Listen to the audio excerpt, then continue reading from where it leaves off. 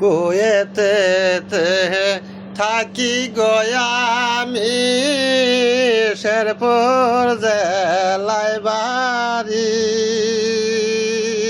কিসের লাইগায় আইসা গো তুমি